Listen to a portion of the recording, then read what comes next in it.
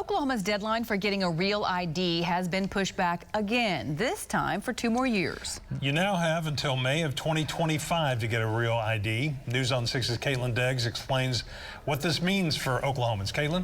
Craig and Lori, one tag agency says this will be a big help to them because they've been having trouble getting enough people trained to handle the increased demand for real IDs. They hope Oklahomans will use this time to find the documents they'll need, some that could be decades old. The U.S. Department of Homeland Security says people now have until May 7th of 2025 to get their real ID in Oklahoma.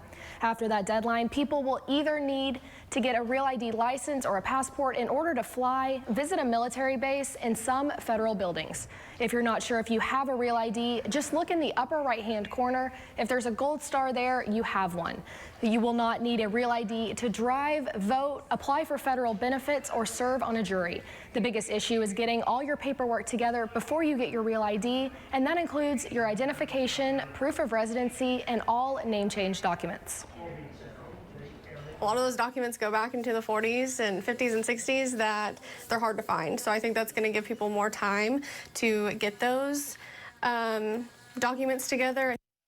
For a full list of documents you'll need to get your real ID, you can visit the Oklahoma Department of Public Safety website. There will be a link to that in our story on the website. Caitlin Deggs, Oklahoma's Own, News on 6.